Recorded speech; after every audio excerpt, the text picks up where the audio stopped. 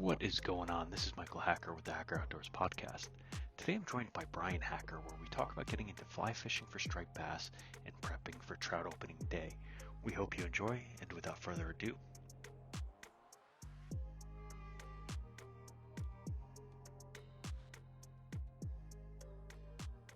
welcome from the mean streets of San Francisco. And yes, they are mean. Francisco. I could tell you stories about that one. What's your hat there today? It's the one from Florida State Seminoles.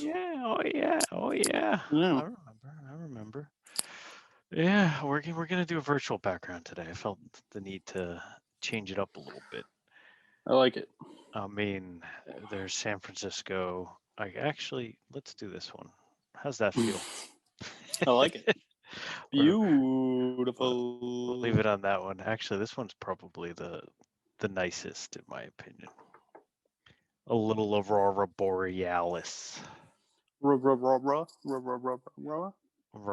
Borealis. Ra. So, ladies and gentlemen, welcome to the Hacker Outdoors podcast. I am reporting to you today from the frigid north, as you can tell from the sky around me. Look at that weird Trippy. Zoom trippy thing going on there. Brian's joining us today from his basement man cave, wearing his Black Rifle Coffee Company. That's right. Yeah. Whose flag is that, Brian? It's Blackbeard, baby. Oh yeah, it is.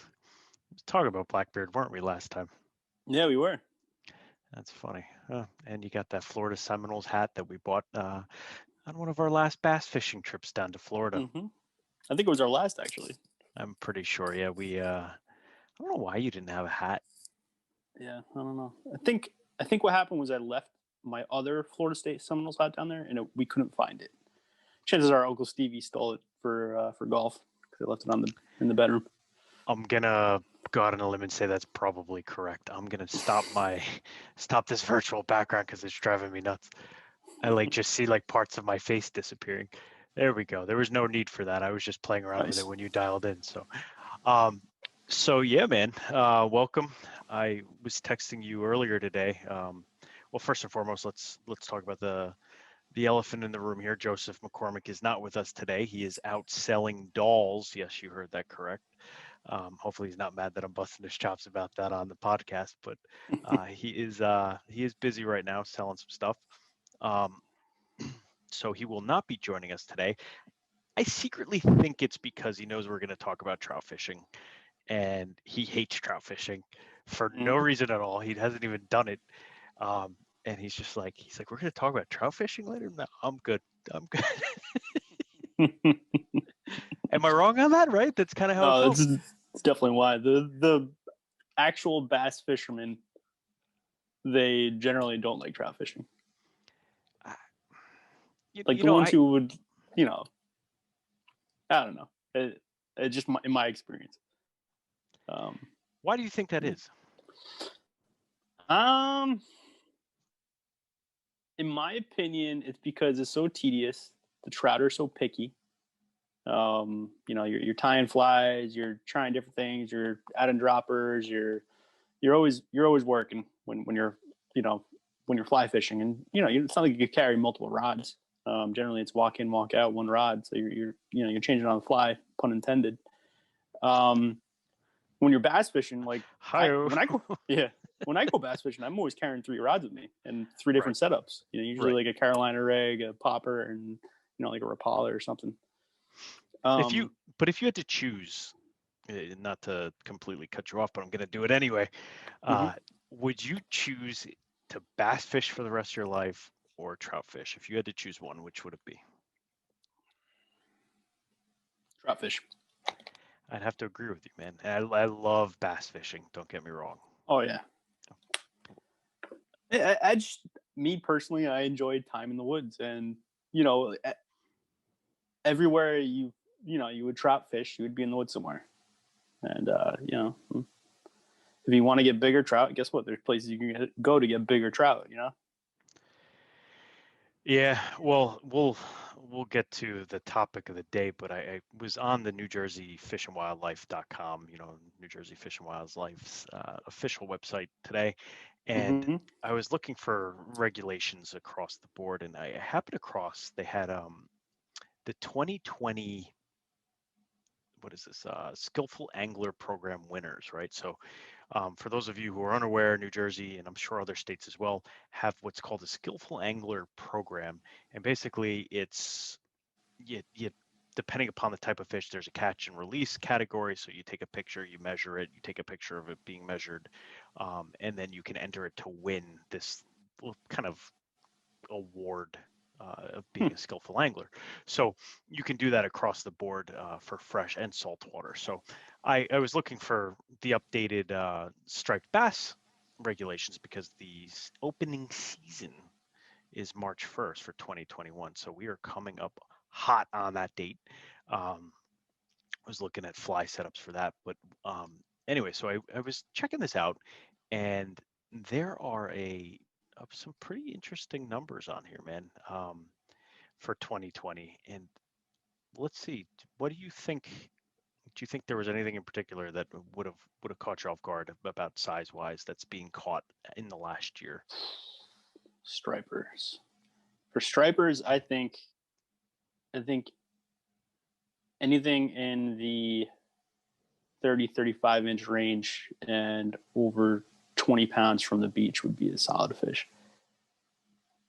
Okay, so this guy, Adrian Gonzalez of Byram Township, on June 4th, caught a 47-inch striped bass while fishing from a kayak in the Atlantic Ocean, where he landed the fish at 7:45 a.m., braided line with fluorocarbon leader on a Shimano spinning rod and reel with live bunker as bait. I see that a lot. We're not live bait fishermen, but that's, striped bass. That is a monster. That's a nice That size is. fish. For the Um, big ones, you got to use live bait. and that That's was what I catch hear. and release. So that's Yeah.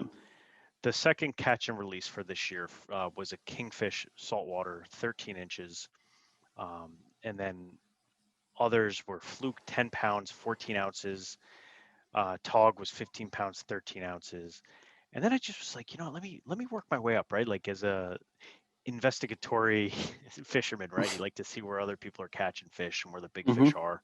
Um, there were some nice ones in here, man. So a 25-inch walleye caught by Christopher Pereira of Hapakon on June 9th. He was in Lake Hapakon when he landed the fish. You have 19 and a half inch smallmouth basses were caught throughout the summer. Hmm. That was in Swartzwood, Merrill Creek, and Merrill Creek, respectively. Now, what I was really interested in was the the landlocked Atlantic salmon, the rainbow trout, of course, the muskie, and then brown and brook trout. So starting with brook trout, it was 20.1 inches caught by a James Harding of Bloomingdale on April 11th. He was fishing from the shore of a pond when he caught the fish. Wow. Uh, yeah, 26-inch brown trout was caught by a Justin Lerner, who I do follow on Instagram. He was fishing while wading in the Raritan River when he landed the fish at 6:45. That was on a spinning rod. Wow. Lake trout was 33 inches, caught by Dwayne Chapman. He was fishing in Merrill Creek. Northern pike, a 41-inch northern pike, was caught in Spruce Run Reservoir in January by a Dan Pryor. Wow.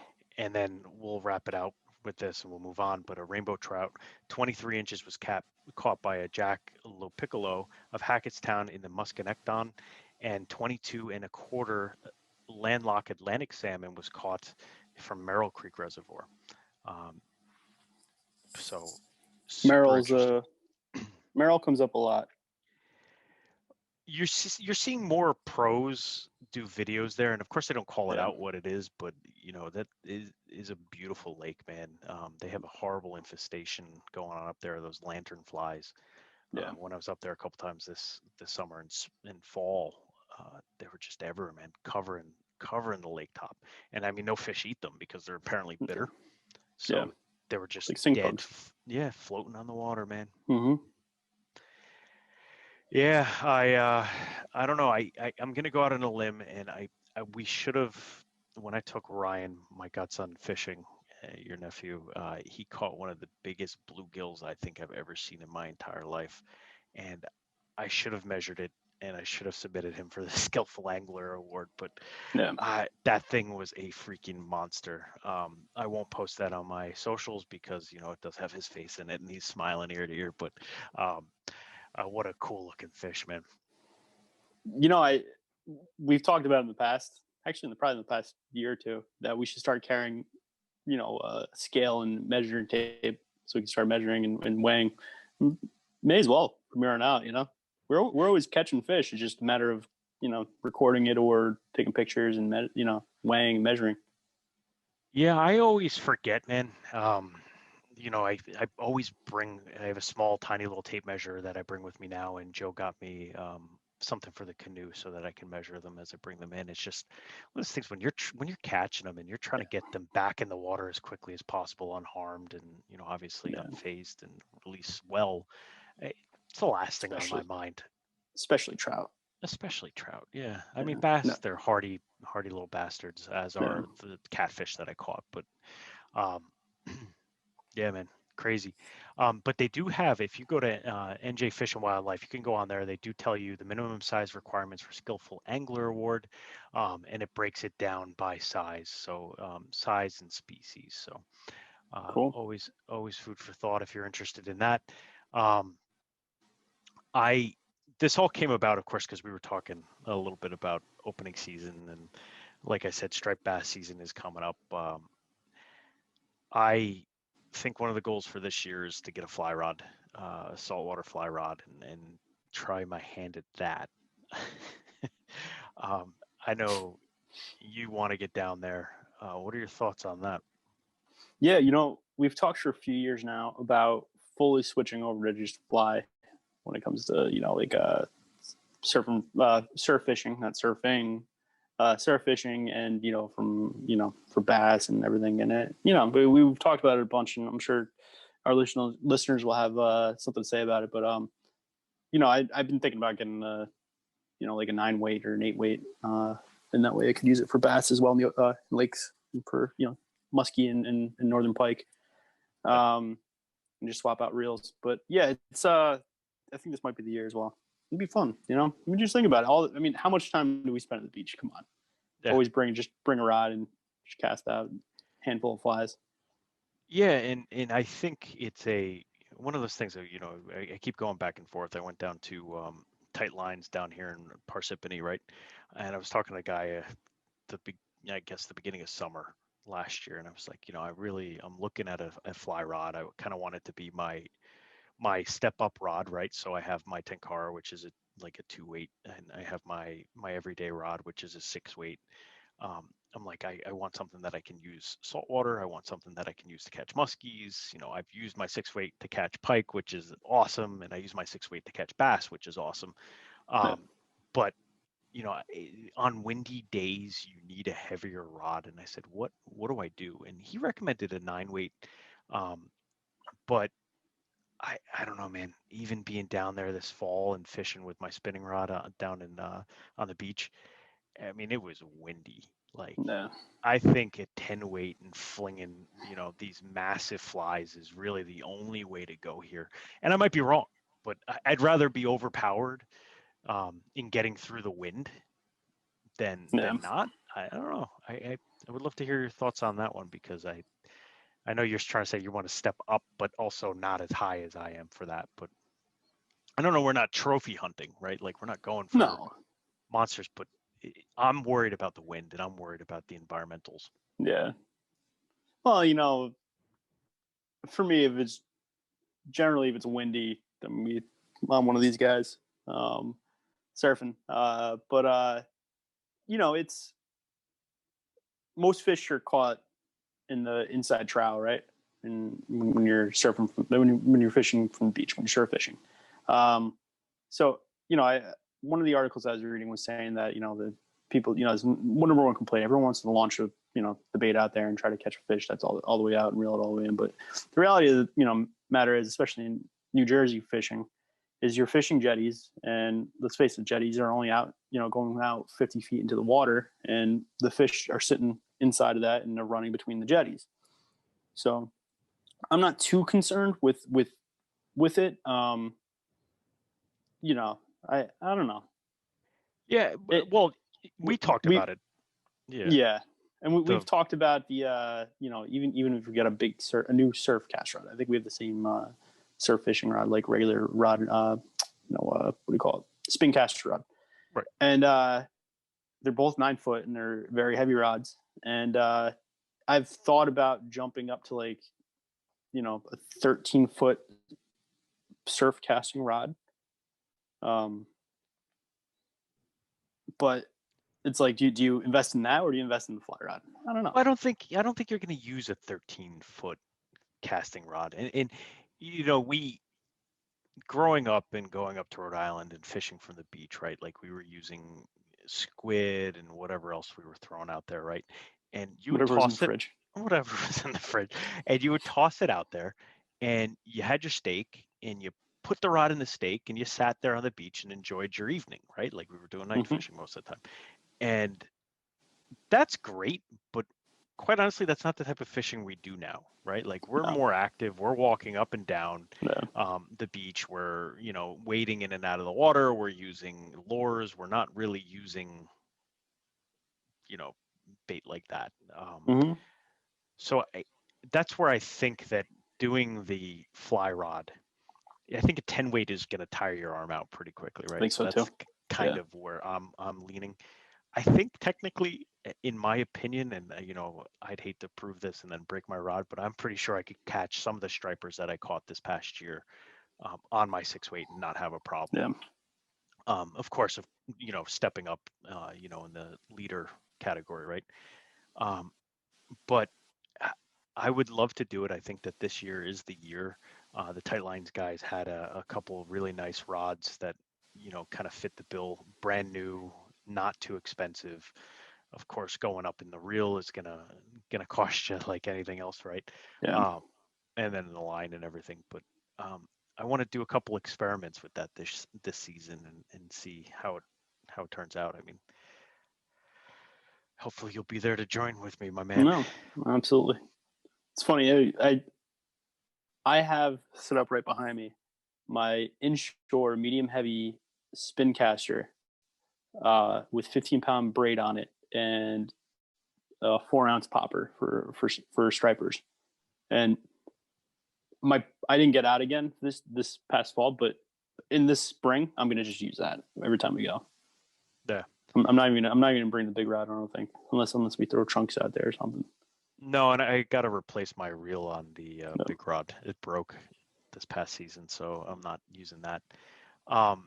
Yeah, I have my Shimano 4000 that I use for the ocean, and the inshore rod, and that thing, I'm fine with it. I think it's perfect. I think like in every sport, everyone overbids on what they think they need to do fishing, right? I mean, my first, take it to fly fishing, because I know we're going to jump back into fly fishing in a second, but my first fly fishing rod was a TFO, beginner's rod. And right. I used that fishing rod for how many years? I don't even know, maybe 10. And I used it in Montana until it broke. I think it was in Montana it broke the second time. And then I bought one out there, but and replacement. But I think that goes with all fishing. So your bass rods. It's why invest in a couple $100 rod when chances are it's gonna the tip's gonna break off while you're driving somewhere when you get snagged. Yeah, no, I agree with you. And I mean, I've had my 6 weight it's an LL Bean 6 weight that somebody got for me. I won't. As a birthday gift. That thing's going on 15 years old, but that's my workhorse, man. Like I use that for literally everything. And then I get like, for trout, guys like to use lower weight rods, and I get it for, it plays a little bit better. But like we've talked about a number of times on this, it's like, if you don't have to spend the money, don't spend the money. Like I could use that rod for pretty much just tiny little brook trout, in my opinion, all the way up to, some of these monster bass. So all the bass Yeah. I caught this summer were on that rod, with the exception of a few at the lake in town here on windy days where I switched over to my ugly stick. Like Yeah. everything was on the fly rod, and it was a 6 weight. And I mean, I caught some Mm-hmm. nice sized fish. Um, but I could pretty much guarantee I could catch some striped bass on that. And I kind of want to try it, but I'm kind of don't want to break my rod just in case. Um, but to your point about them, every striped bass I caught this past season too, it was within like 6 feet, 7 feet of the shore. Yeah. And you watched them demolish whatever it was you were throwing. If it was top Mm-hmm. water, I actually had a good amount of luck on jigs, but like it was super close to you. And they didn't fight for Yeah. long. It was quick in, quick out. I'd like to play them a little bit, but that's is what it is. Yeah. That the big one, our brother-in-law and my goddaughter, your niece, that caught. She remember they said that they caught it right at the beach, and Yeah, that had to be over 30 inches. yeah, So and that was midsummer too. I mean, that was a holdover. So yeah. it's interesting. Well, Food for it's thought coming. for all the fishermen. Yeah, it is. I'm Yeah, excited. I'm excited too, man. I'll probably try and get down there. Not necessarily opening day, Yeah. but we'll use that as a pivot point to diverge the conversation a little bit. So, trout season's opening on April 10th. We are a little bit over a month away here, right? And I know, I've gone trout fishing a few times this winter. I know, some of the listeners and some of the followers and people that I follow have been out and having pretty successful winters, specifically around brown trout, right? Um, Mm-hmm.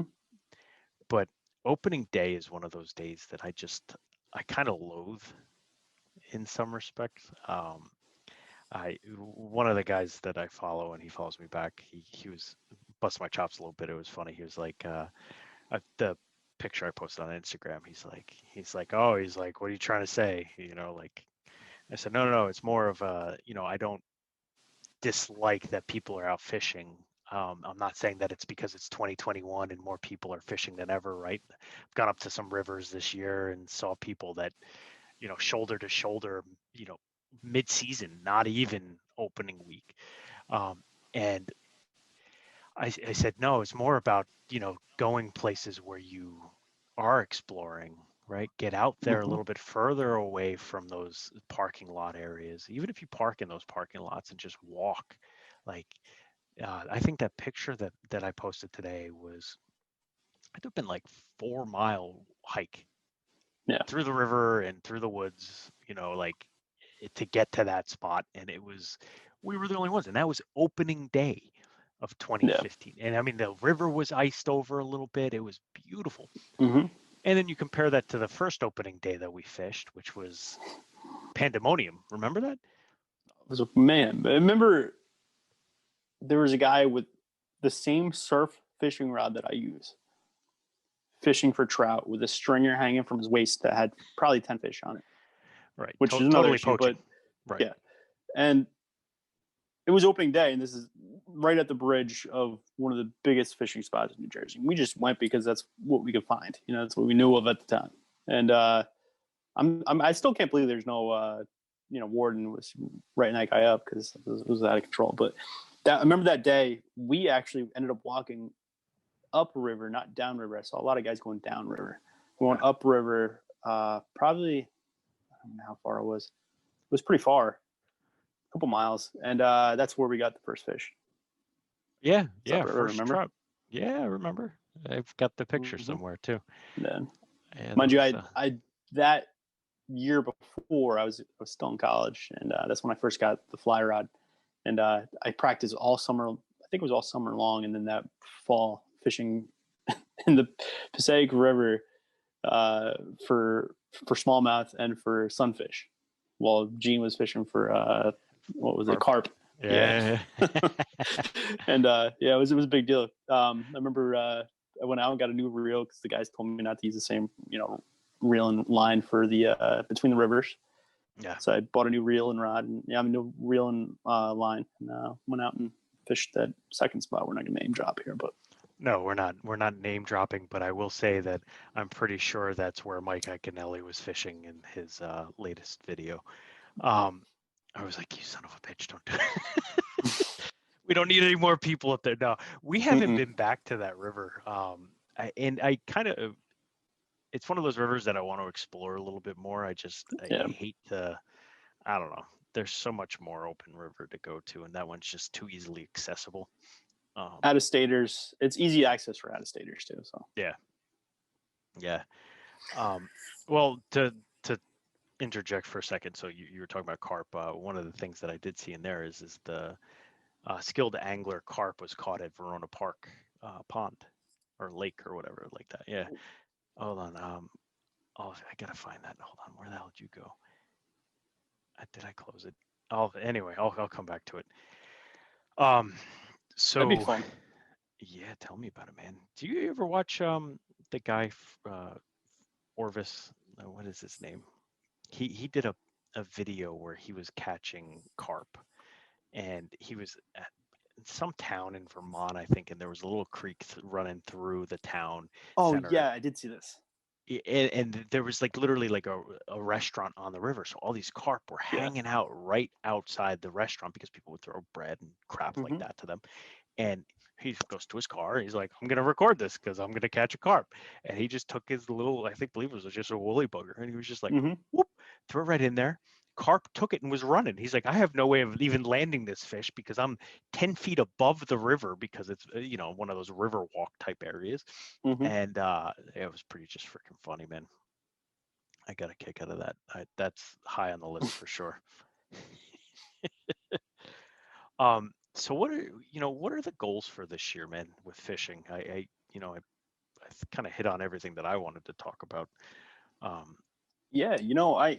Funny enough, the electrician I used here at the house, we talked a bunch, and funny enough, he turned out to be a big fly fisherman, and he was giving me some pointers on what he's been doing. So my goal this year is to get some big bull brown trout, which I'm pretty sure I know where they are. After speaking with him, he wouldn't give me exacts, but he told me what to use and kind of a whereabouts, kind of where to aim, and that's my goal is this year to use streamers and try to get some big fish. I'm okay with not catching fish, so if I get skunked on those outings, I'll just switch to something to try to catch some panfish or something, whatever. Trophy hunting, okay.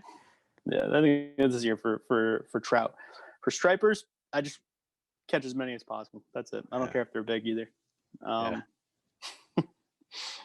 was also thinking, if we do get the surf casting fly rods or like 9 weights or whatever that we want to get, we gotta just fish for summer flounder or fluke and try to catch everything we can. Be a lot of fun. We spend a lot of time at the beach, so there's no reason to not have a rod with us every time. Yeah, and I try to keep my rod in my car, regardless of where it is I go. At least my Tenkara rod. Yeah. But when going down the shore, it's always in the car, man. And I can't tell you how many times I fished when we went down to the beach this year, and I didn't catch anything. And Don's like, "You've been fishing for like 4 hours. Like you haven't caught anything." It's like, I don't care. I'm out on the beach and I'm enjoying life. Like I would cast all day long until my arm falls off. Waves are flat. I may as well try to fish.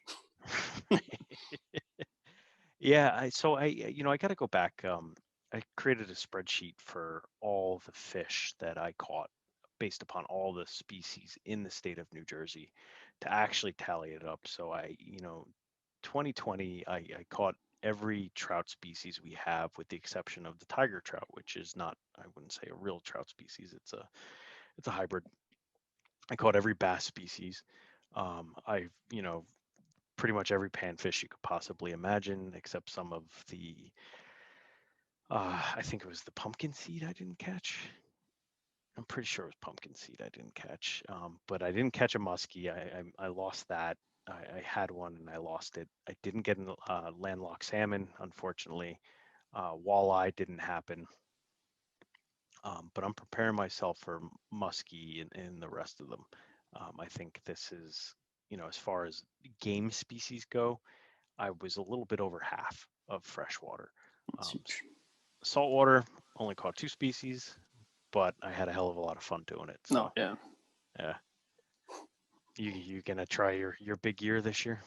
Yeah, I'll try to see what I can get this year. How many different species? I also want to like, we play a game when we drive, and I'm sure everyone that listens to this that's a fisherman does it as well. Hey, I bet you can fish there. My goal is to, every time I see that and I have a little bit of time, to have a rod in the car and try to cast out a few times or something and try to catch something. So we'll see how it works out. Yeah, I like that, and I like the idea of trying some new waters as well. I think there Yeah. are some rivers and lakes. Whenever I go hiking, I try and bring my Tenkara with me just because it's easy, it's packable. But I didn't bring with me a couple times, and we hit these mountain lakes, and it's like, damn, I should have brought my rod with me. Yeah, you see little fish flying around and Oh my God. right on the shoreline. And I guarantee you that's where these trophy fish are, right? Like we always Yeah. talked about this, growing up fishing. It's like you got to find these lakes and these rivers and these sections that nobody goes to. We're, thankfully very well enabled to travel heavy distances on foot, to get to places and get to these pretty remote locations. So we might as well freaking do it, man. So Mm-hmm. that's the goal as well, is to Absolutely. make it back to some of those.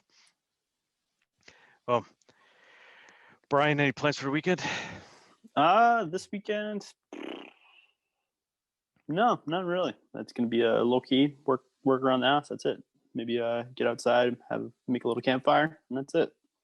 Nice. Maybe some of the snow will melt finally. Yeah, hopefully. How about you?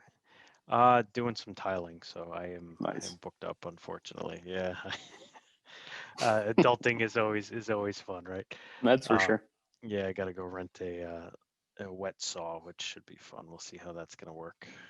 Yeah. And cut some tiles. Yeah. Awesome. Yeah. Measure Well, twice, cut once. that's the way it always goes, man. Next week I'm trying to get out to go fishing, so I'll keep you posted on that one. Awesome. Cool. Everyone, thanks for listening. Little Cool. different format today. Cool. A little, just a quick little podcast for y'all. That's all. Brian's That's wearing it. his lovely Blackbeard t-shirt he wanted to show off for you. So hopefully you guys enjoyed. Have a good weekend, and we will talk to you next week, hopefully with Cousin Joe. Yeah. Adios. Adios, muchacho. All right, so that was the Hacker Outdoors podcast with Michael Hacker, Brian Hacker, and of course, Joey McCormick. If you like what you heard, please give us a rating on whatever platform you're listening to or watching this on. Please check the show notes for some links about the topics we discussed today. And as always, we thank you for listening.